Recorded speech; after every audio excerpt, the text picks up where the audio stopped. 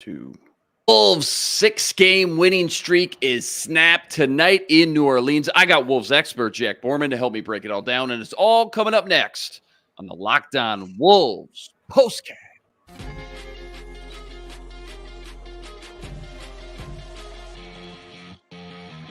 You are Locked On Wolves postcast, part of Locked On Minnesota on the Locked On Podcast Network.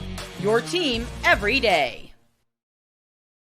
The Wolves moved to 17-5. They dropped this one tonight versus the Pelicans, 121-107. What's happening, everyone? Back in the lab, back at it. Another T-Wolves postcast episode right here on the Locked On Sports Minnesota Network. You got myself, Luke Inman, at Luke_Spinman. That's the man, Jack Borman, on Twitter, at JRBorman13. And before we jump into all the action from tonight, quick reminder, tonight's episode is brought to us by PrizePicks, the easiest and most exciting way to play daily fantasy sports. Go to prizepicks.com/LockedOnNBA and use code, all lowercase, LockedOnNBA for a first deposit match up to $100. All right, Jack, let's jump right into this one. Lots to cover. This was a battle right from the jump. They fall short, though, 121-107. It's the first time we've even been able to say that sentence in a while. Zion and company, just kind of too much tonight for the Wolves. No Anthony Edwards. And, I mean, no Ant. We say this all the time in the sports world, though. Like, when one guy goes down, it's an opportunity for others to rise up. You kind of figured, all right, Cat was going to have to shoulder the load tonight. But you also knew it was just going to be a battle versus a finally fully healthy Pelican squad. And I kind of came into this one thinking this was just going to be a good test for this team. Let's see what they can do against a team that's coming in hungry. They're talented. Let's just start, though. Big takeaways, major headlines from this one. What do you got? Yeah, I think obviously it was just one of those games where you really miss Anthony Edwards, right? It was a game where Karl-Anthony Towns really had it going early on. They did a great job of playing through him and really getting him the ball in spots where he could attack on the floor, which was obviously great. But beyond Karl-Anthony Towns and Mike Conley, who scored 34 points on 11 of 22 field goals combined, the rest of the starters, 20 points on 8 of 24 shooting. So not great there. I mean, they did get a lot of production, out of the bench, 53 points, which I haven't checked, but I'd be shocked if that wasn't a season high for the Timberwolves.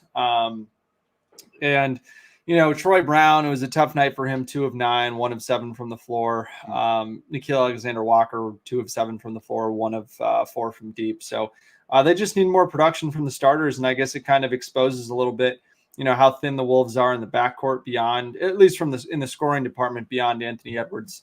And then the fouls was just a huge thing. The Timberwolves just really struggled to defend without fouling. I thought that, it was a pretty inconsistent whistle just with how tight it was at times and how loose it was at other points, just kind of hard to adjust to. I mean, you had Karl-Anthony Towns, Nickeil Alexander-Walker, Rudy Gobert, all with 4 fouls, by the 9-minute mark or so of the third quarter, which just made it tough. The Pelicans got to the free throw line 40 times to the Wolves 19. It's a pretty big discrepancy. And that plus 17 was really and free throws made was really the difference in this one. I mean, when you look across the board, total shooting was 48% for New Orleans, 44 for the Wolves, 37% from deep from New Orleans, 36% from deep for the Wolves. I mean, rebounds, assists, points in the paint. A lot of that stuff was really, really similar, and the free throw line was just ultimately the difference in this game. And you got to credit Zion Williamson and Brandon Ingram for getting to the free throw line a combined 21 times, more than the entire Wolves team. So just comes down to being able to stay disciplined against a team with 2 really, really forceful scorers, and they just weren't able to do that. It's something the Wolves have done really well all year long, especially Gobert inside, and whether they were due for a night like this or New Orleans was just pretty charged up after, getting absolutely throttled in Vegas by the, Lakers, and they had 3 days rest coming home. Probably a lot of, things have been said about Zion Williamson in the last 72 hours. So, just kind of a confluence of things that I guess worked against the Wolves, but the good news is they have a couple days off here and totally would expect that Anthony Edwards and Jaden McDaniels and everybody will be ready to go. Come Thursday against Dallas.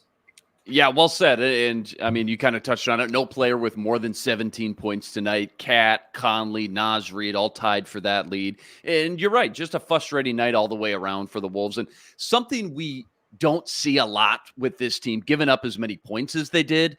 I guess just in general, what was the big issue tonight? Because the Pelicans shot 50% from the floor, and that's just kind of uncharacteristic from this defense. What they have the most issues with, and is it something that has the potential to be exposed now, or is it just kind of an off night tonight? I know you mentioned the fouls playing a huge factor. Anything more than that from what you saw? Well, I mean, Zion Williamson was 13 of 17 from the floor, and all 13 came within 5 feet of the rim. So that'll do it.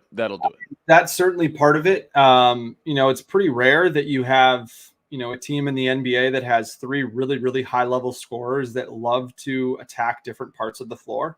Where CJ McCollum's a great 3-point shooter off the dribble and off the catch. Brandon Ingram's a phenomenal isolation scorer in mid range, and then Zion is, probably the most dominant player we've seen in the NBA since prime Shaq, just in terms of physical dominance with his rare blend of, size, strength, explosiveness, first step, the way he can grab rebounds and go up faster than probably anyone in the history of basketball on second chances. And then his touch around the rim is obviously phenomenal. Like, it's just rare to see a guy that forceful with that touch. And I think it's just something that the Timberwolves haven't really seen at all this season. There's not really a guy like Zion, that has that type of blend of a skill set. And I don't really think it's a feature. I think it's more of just a bug, in that, it's just such a rare player. And, and he really decides to take over the game like that. I don't really think it matters who's guarding him. Right. He's just a force of nature. And I mean, there were plenty of those shots where the Wolves were right there and contested it really, really well. I think that, something you could probably do is sit on his spin move a little bit more, whenever he drives right. And Jim Pete was all over this. I mean, anytime you flip on Zion, he drives to his right, he wants to spin back to his left. And the Wolves just didn't do a good enough job of taking that away. So I think, it's just more of the Zion factor than anything else. I mean, we've seen the Timberwolves defend the Pelicans pretty darn well in games without Zion. And but obviously with him back, they're just a completely different animal, especially in the offensive end. And you mentioned it too. We got our first Jaden McDaniel sighting in this one. He was a sight for sore eyes coming off the bench for Nah. In fact, I think it was the last time we saw him was in this same building. He stepped on Cat's foot, missed the next 10 games. Questionable coming in, game time decision, makes his long-awaited appearance. I guess, what'd you see from him in his first game back? And what does a fully healthy Jaden McDaniels do for this team? Yeah, I mean, I think it's just, another, really big, long body that you can put on opposing lead ball handlers, right? I think, the Pelicans are kind of an odd matchup for the Wolves, where it's like, do you really want to put Karl Anthony Towns on Zion? Do you want to put Jaden on him? Would you rather put Jaden on Brandon Ingram and then just kind of throw different guys at Zion and see what happens? It's just kind of a tough thing to suss out, I guess, if you're a Timberwolves coach trying to come up with those matchups. But I mean, for Jaden, it's just another really elite perimeter defender, right? And you can never have too many of those in the NBA game. But I think everyone wants to talk about his defense, but I think his offense is really, really important as a guy that can attack mismatches, get to his spot in the mid-range and shoot over guys. He's an excellent transition finisher. He does a great job cutting. That's something that the Timberwolves have really, missed offensively, especially off of Karl Anthony Towns in the post. And that was something that we saw the Timberwolves really struggle with tonight, was trying to help Karl and give him outlets when he got doubled in the post in the second half. So he's big there. And then, we saw him make a couple of huge threes on that run that they went on in the third quarter to try to, tie things up, or try to get back in the game. And so he was big with that. I mean, the biggest thing for Jaden is, he's just kind of got to shoot the rust off a little bit. I think he started like 2 of 7 or 2 of 9 or something like that, and finished 5 of 12. So as the game went on, he really kind of settled in, made some really nice plays. And, the hope is that, he'll just continue to kind of keep building and find that offensive rhythm, and, hopefully be a guy that can kind of dispel some of the offensive struggles that they had in the starting lineup, alongside guys like Karl and Ant once he's back. But just tough to find scoring on a night like tonight, especially when Karl, only has 2 points in the second half. Mm-hmm. You just kind of need more from your teammates. And there were plenty of times where, Carl created open shots for guys and they just missed. And, you're going to have those nights. And I don't think they're going to dwell on it too much. I think they'll, hopefully get amped back on Thursday and rally the troops and be ready to go again. Yeah, well said. And again, nice to see McDaniels back out there. Saw J-Mac back on the court, a little bit more and more each game. When you think about what we've seen so far this year, and then you think about just the lineups and different rotations they've been doing it with, what does this team look like when they finally fully get healthy? And I guess, too, do you think it takes some time to kind of re-gel together, or are you kind of expecting a pretty fast, smooth transition? Because you mentioned it, like Jaden back tonight, that was great, flashed a little bit, but you mentioned it too, like showed some signs of rust at times throughout the night. So how long, I guess, until we should expect for not just this team's fully healthy, but gelling, showing that chemistry on the court together as well? Yeah, I don't think it should take long at all, frankly. Okay. I mean, Jaden has missed, I want to say, like the last 8 or 9 games prior to tonight. But outside of that, they've been very healthy the whole entire season. The Timberwolves have had phenomenal injury luck on both sides of the coin in terms of their own team being very healthy. And they've played a lot of teams that have, had stars missing or key players missing when they've played the Wolves. And, obviously, you can't control the second part of that. But, yeah, I mean, they had the whole preseason training camp together. Obviously Jaden got hurt, but, practiced with the team and then played, a good chunk, 10 or 15 games or whatever it was with the team before he got hurt. So, there shouldn't be any growing pains. I think if anything, it's just going to be on Ant and Jaden as individuals to kind of work off some of their rust, just in terms of simply making shots and kind of finding a rhythm, just because you can't really, simulate that game, kind of adrenaline and feel and, and shooting in those environments. But outside of that, at least as a team defensively, all that should come really easily, considering, how much the coaching staff has kind of messed with rotations a little bit and tried to find different 2 and 3 and 4 and 5 man combinations.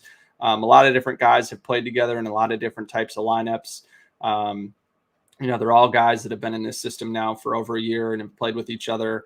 Obviously outside of Milton and Troy Brown Jr., but those are 2 guys that are veterans that, by now understand everybody and fit well with everybody. And so it should be pretty quick. But who knows? It's a situation too, where, you'd like to think, because they played the Mavericks, what was it, 2 or 3 times in the preseason, because of that Abu Dhabi series, that, it's a team you understand pretty well. You can flip on the film, see how you played. They played really, really well in those 2 games. And Dallas is a tiny team, so it's a great matchup for them. And they probably won't have Kyrie Irving, who had a nasty foot injury. The other night, had his own teammate fall on his right foot. He did not play tonight. I think they're playing tonight. So, yeah, it should be a good bounce back spot too, and a good opportunity for these guys to kind of get their wind and get used to playing with one another again. You talked about how special, kind of unique Zion is, man. That was wild, just sitting down for 4 full quarters and watching that man. He is. Oh, you tell me, when healthy, Zion is a top what player in the league? Like, where does he rank among the best of the best right now? Now that we got a big sample size from him over the last few years, I'd comfortably say 7. But his ceiling, like when he has everything going on, like he can play like the best player in the NBA on given nights. Like, just what he does to a defense, it makes you feel so helpless in a way that, all the greats in the NBA do. I've seen Steph, I've seen Giannis, I've seen Jokic, I've seen Luka, LeBron, Embiid, all these great players up close and personal, sitting in media seats in that, second, third row, whatever it is. I've never seen anyone like Zion Williamson. That's wild. Yeah. He is the most breathtaking, make you kind of stand up and say, holy bleep, type of athlete that you could find in the NBA. And tonight was a perfect example of it. Just the way that he's able to elevate over guys. Like, there were a couple of finishes when the Wolves went zone after Gobert got his 4th foul in the 3rd quarter, where Zion just totally got up and over Naz Reid, and Naz is like 4 inches taller than him, and he's still just like, his vertical is insane. He's a hurricane, dude. I think they said it on the broadcast. He's a hurricane, man. That was such a perfect term, because everyone else just gets washed away in that way, the force and the violence and the, beautiful just aggression that he plays with just totally wipes everyone away, and everyone gets caught up in it. I mean, your defense is all out of sorts, and then on the offensive end, the crowd is totally into it because of what he's doing on the offensive end, and you just kind of rush and kind of let everything slip away. And it's obviously not fun, for Wolves fans to see that happen, but just in terms of players who I enjoy watching the most, he's up there with just about anyone. Yeah. Well on said, nights when he chooses to play well. For sure. For Zion, it is not he had an off night. It is consistency. He did not choose to give it all he has. Because when he gives it all he has, he's dominant every single night. Still trying to wrap my head around how that Lakers team dismantled this Pelicans team in that, what was a 133-89 beatdown in the in-season tourney just a few nights ago. Zion didn't want to play. I'd imagine there were some activities the night before and he didn't want to play. That's what it comes down to. Yep, somebody had to say it. You're right. All right. I want to talk about more tonight and just what you saw, but first, quick word from our sponsors over at Prize Picks. Tonight's postcast is brought to us by our friends over at Prize Picks. Prize Picks is without a doubt the most fun I've had playing daily fantasy because you can win up to 25 times your money this basketball season. Why I love it? It's just so easy to play. All you got to do is select 2 or more players and pick more or less than their projected stats on any given night. Plus, Prize Picks now offers Apple Pay for quick and easy deposits into your account all season long. And with the Prize Picks reboot policy, your entries stay in play even if one of your players gets injured. That's huge. So in any game your player gets hurt in the first half, doesn't return, that player gets rebooted on your bet slip. That makes Prize Picks the only daily fantasy platform around that offers you injury insurance to give you that extra peace of mind. Right now, go to prizepicks.com/LockedOnNBA and use code LockedOnNBA for a first deposit match up to $100. That's promo code LockedOnNBA at prizepicks.com/LockedOnNBA for a 100% bonus deposit match up to $100.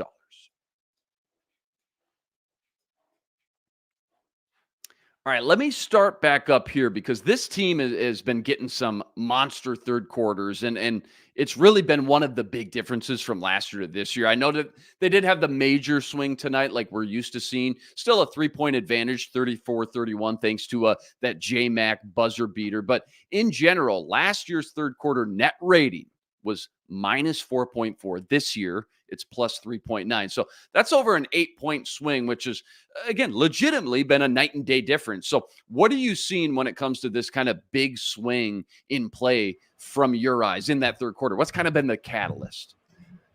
Yeah, I think, this is kind of what happens when you have a really veteran-laden team, right? Is it's just a bunch of guys that are able to hold each other accountable and feel really comfortable, being able to adjust on the fly, right? That just kind of check their egos at the door, are willing to admit what mistakes they make, and are super receptive to coaching, right? I think that this team has the personnel to play a lot of different ways, which is really important.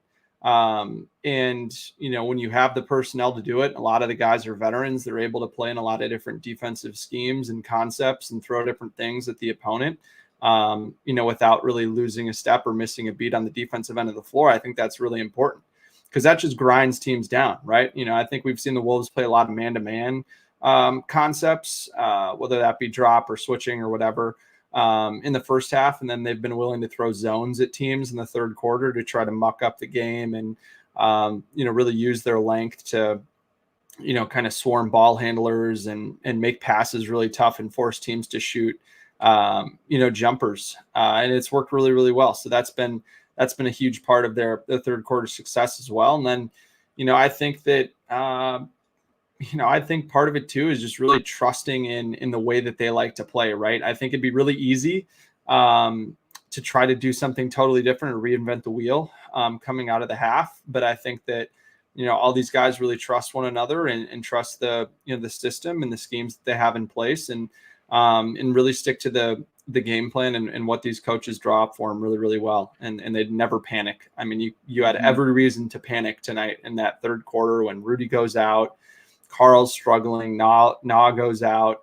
And they had to play kind of some funky lineups, right? I mean, you look at who they had out there the last 4 minutes and change of the third quarter. You had Jordan McLaughlin, Shake Milton, Jaden McDaniels, Kyle Anderson, and Naz Reid, right? A really funky lineup, but they just kind of, banded together and played some really tough defense, forced some turnovers, and made some really timely shots to cut into that game and make it a 4-point game at the end of the third quarter, right? And I think that, just no matter what the scoreboard says, no matter what's going on in the game, that these guys just trust each other and stick together and follow their coaches' directives. And I think that, as long as your coaches are telling you the right things, right? Because that's important. They could be leading you astray, but that's obviously not happening here. And I think, that's where you're seeing all the kind of things on paper that make sense about this team.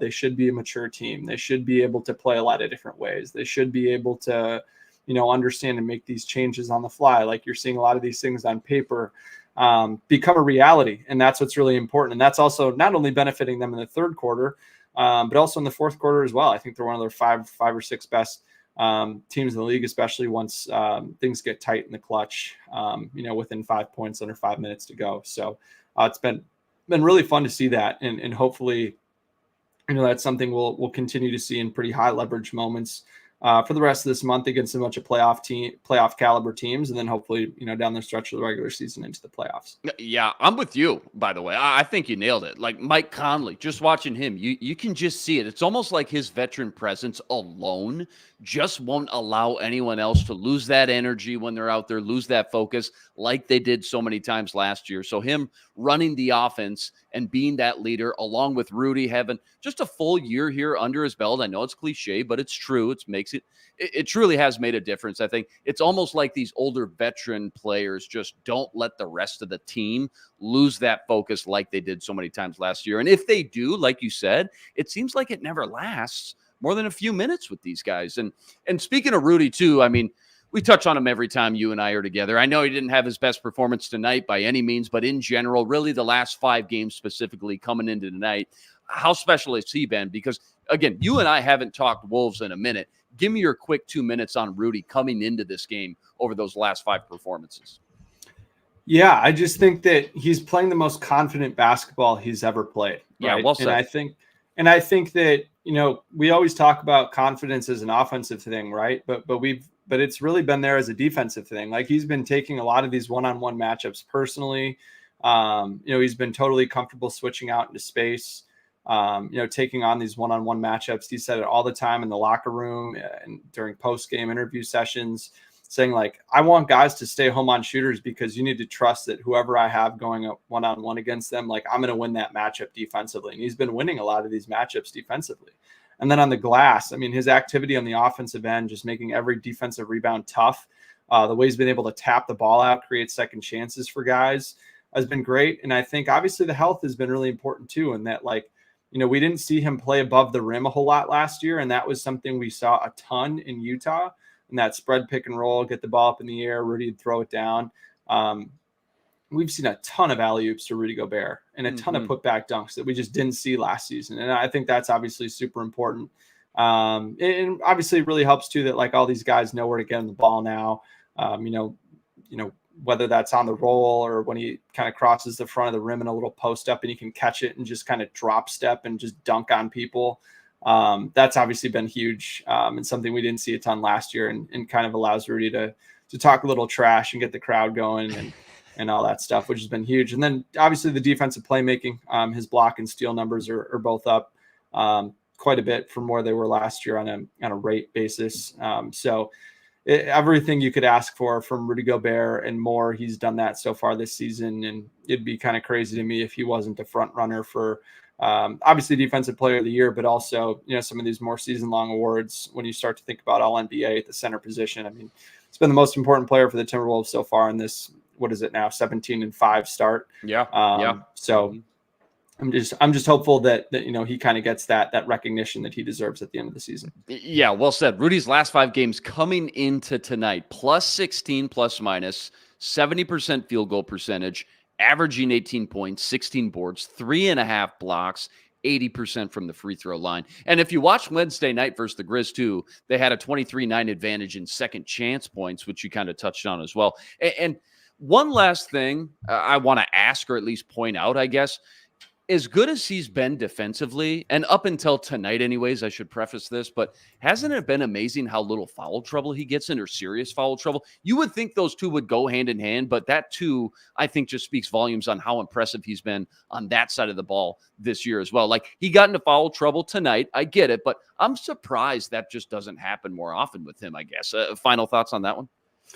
Yeah, he's just incredibly disciplined, right? And I think he knows that he's going to make shots really, really difficult if he just goes straight up, right? And, I think a lot of the times he gets fouls, or like the first foul he had tonight where a guy gets an offensive rebound and he's kind of out of position just by nature on a play that wasn't his fault. And the guy just jumps into him and gets a foul, right? Or, it's a situation where he's going for an offensive rebound. I think he might honestly have more fouls going for offensive rebounds than he has like on the defensive end of the floor. I haven't looked at those numbers. That's interesting. It wouldn't surprise me, just because like he's so confident that he won't get fouls that, Yeah, no, that's interesting. So that's good. That's good. All right, 2 more quickies to close before we wrap up. But first, a quick word from FanDuel.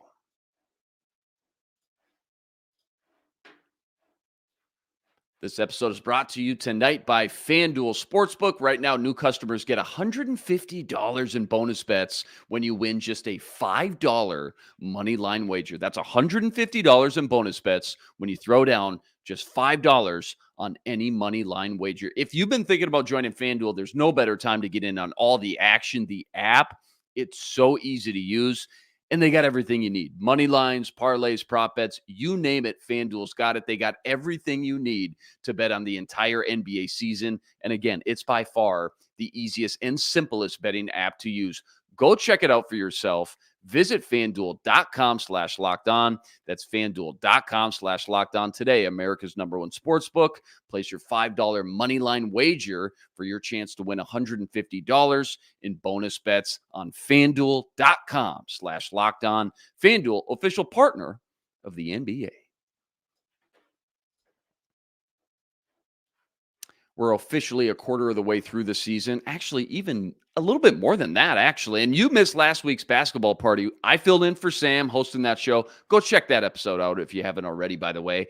And then I didn't see y'all last week. I got 4 awards to hand out here. You're the only guy who didn't get their vote in. I got Ben Beacon's votes. I got Ron Johnson's votes. I got Tyler Metcalf's votes. You're up. Category number 1, we'll rip through this rapid fire. The Wolves' best win of the year so far. Best win of the year for your Minnesota Timberwolves. Which one comes to mind first? Oh, gosh. The heavy favorite was the Celtics. I picked the Celtics. Overtime thriller in front of the home crowd. Just the dramatics of the OT game. Ant scoring 38, 8 of their 13 points in overtime. All the back and forth drama. I picked Boston. There was a couple other votes in there as well, though. Yeah, it's a good question. I would honestly probably say one of these games that they just had no business winning, like the game against the game they won at New Orleans about a month ago. Yeah, that's good. Just because I think it was a game that was so exemplary of why this team is different than last year's team. That second game against Golden State where everyone got ejected. The game was just off the rails. They found a way to come back when they were down and out, I think was big. And then, I also really enjoyed that Denver game where, I think it just kind of confirmed everything we thought we learned about last year's playoff series, which was enjoyable. And I think, gave everyone a lot of confidence about what this team could potentially do in the playoffs if you were to rematch with them down the line. So, and obviously the Boston one was great. No question about it. I wasn't at that game, but watching it and just seeing how on fire Target Center was a lot of fun. So, those are the ones that I think come to mind. You named the 7 best ones, so can't go wrong with any of them really at this point, right? Next one up, top bench performer. Quarter of the way through the season, top bench guy for the Wolves. Who you got? Yeah, I think it's got to be Naz. I think just what he's been able to do playing the 3, the 4, the 5 in some scenarios, He's had a couple of really big scoring games, and I think he's just such a weapon that unlocks so much for this team. He provides such an advantage if a team doesn't really have has a small five or doesn't really have a good defensive backup five. He's just a mismatch weapon the Wolves can continue to use to exploit other teams. The way that he's been able to move his feet on the perimeter has been huge. He's been really, really effective both against or alongside Karl and Rudy. So that's been a lot of fun to see. And sometimes when guys get these contracts and get their money, you don't see them, bring the same level of intensity and effort and desire to improve. And that couldn't be anything further from the truth for a guy like Naz. So it's been really fun to see him kind of take the next step and really make the most of the minutes that he's been given, I think, because he could certainly have a bigger role elsewhere and probably more money, but I think it says a lot about Naz that he kind of knew what was in front of him role wise and money wise, and he still took it and really wanted to come back and be part of, turning this thing around. Yeah, he got the most votes. I think, though, and this is what I said on the show, the fact that there's even healthy debate here, right? The fact that you even got to think about, I think speaks volumes to what the other guys have done heading in, because Naz heading into the year would probably be the odds on favor by a landslide. So again, like you said, props to TBJ, the entire bench. All right, last one real quick. Top highlight. I mean, this one's tough. You got a million Gobert dunks and alley-oops for that matter. You can never go wrong with Anthony Edwards, dunks or jams, posterizing somebody. Something come to mind, though? Oh, that's a tough one. I think like the Karl's had a few that are just huge. To me, I think the game winner against New Orleans was obviously a big one. He had a couple of huge shots against Golden State in that second win. That was really fun. But I think if you're looking for just best one single individual raw highlight, I think it was that step back three that Ant had in overtime, I believe, against the Celtics to make it like a 7 or 8 point lead. And Target Center was just on fire, and that was so fun to watch. So yeah, well said. Well said. I can't wait to go back. Once the dust settles after this year, I don't know how this whole thing's going to end up by the time it's all said and done, but go back and watch that game, man. That was, for Minnesota Timberwolves fans, that was an ESPN classic in itself. All right, you survived the gauntlet. Well done. Here's the schedule coming up, man. It's no joke. Mavs, Pacers, Heat, Sixers, Lakers, Kings. So, I mean, that's Luka, Halliburton, Jimmy, Joel, LeBron, De'Aaron Fox. That's a gauntlet in itself, man. Quick thoughts when you hear that stretch after what you saw tonight. I guess what needs to change and what needs to continue more of the same. Yeah, a lot of really incredible individual talents. When you think about Luka Doncic, Tyrese Halliburton, Jimmy Butler, if he plays, Joel Embiid, LeBron James, Anthony Davis, De'Aaron Fox, and then Shea, Luka. I mean, from now until a month from tomorrow, every single team the Wolves play is a playoff caliber team.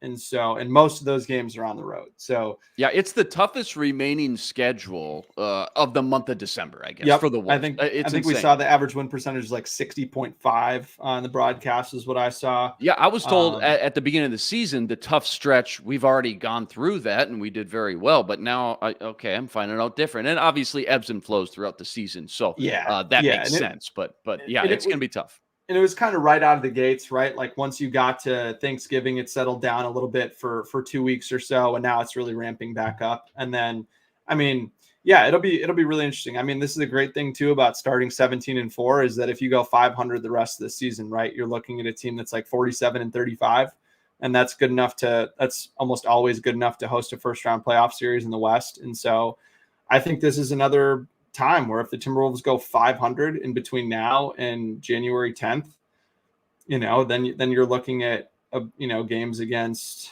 you're looking at games then against like Portland and Detroit and Charlotte and Washington, San Antonio, some of these teams like you just have bought yourself so much margin for error, which is really, really important and is just something that cannot be overstated. And so it just kind of, I think, takes the pressure off of the Timberwolves in a way where I think they just can go out and play and find out about themselves. And it's not like they have to think super hard about like, oh gosh, well, if we don't, win X amount of games, or if we don't get to this mark or whatever, or they get below 500 or something like that, then you start hearing trade rumors and can they keep this team together and all those things. And, the fast start that they got out to, I think just really quieted all that and threw all that out the window as a possibility that a stretch like this could potentially create if they didn't get out to a hot start. So credit to the Wolves for really taking the first 6-8 weeks of the season really seriously and getting out to this start and